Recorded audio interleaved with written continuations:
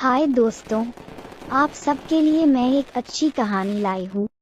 देखो और पसंद आई तो लाइक और हो सके तो एक कमेंट करें और सब्सक्राइब कीजिए। चलो कहानी सुने।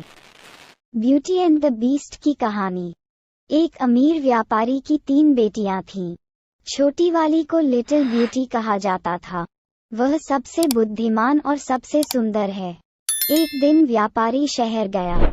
वापस आते समय वह रास्ता भटक गया और किले में पहुंच गया और वहां शरण ली। अगली सुबह रास्ते में उसने लिटिल ब्यूटी के लिए बगीचे से एक सुंदर गुलाब तोड़ लिया। अचानक एक जानवर प्रकट होता है और कहता है, तुम्हारी हिम्मत कैसे हुई मेरा फूल चुराने की? तुम इसके लिए मर जाओगे। व्यापारी ने दया की भीख मांगी। यदि वह अपनी बेटियों में से एक को उसके साथ रहने के लिए भेजने का वादा करता है तो जानवर उसे जाने देने के लिए सहमत हो जाता है। व्यापारी अनिच्छा से सहमत हो गया और घर लौट आया। कहानी सुनकर लिटिल ब्यूटी जाने के लिए तैयार हो गई। वह महल पहुंचती है और जानवर से मिलती है। उन्होंने पूछा कि क्या वह अपनी मर्जी से आए हैं। हाँ, ब्यूटी ने कहा। जानवर आनंदित हुआ। वह उसे सहज होने और जगह का पता लगाने के लिए कहता है।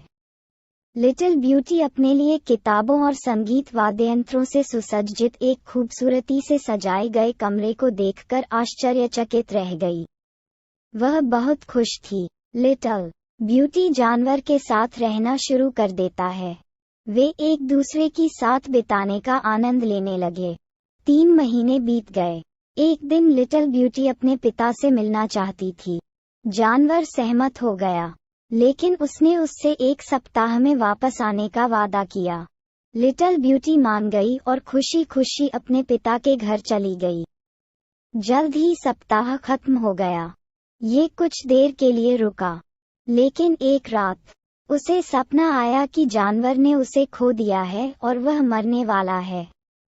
डरी हुई और चिंतित वह महल में वापस गई। उसने उसे बगीचे में देखा, लगभग मर रहा था। लिटिल ब्यूटी ने उसे पुनर्जीवित करने की कोशिश की। वह फूट फूट कर रोने लगी, कृपया अपनी आंखें खोलो, तुम मर नहीं सकते, मैं तुमसे प्यार करती हूँ। जैसे ही उसने ये कहा, जानवर एक सुंदर राजकुमार में बदल गया। राजकुमार बताता है कि कैसे उसके प्यार ने एक दुष्ट आदमी द्वारा किया गया जादू तोड़ दिया। उन्होंने जल्द ही शादी कर ली और खुशी खुशी रहने लगे।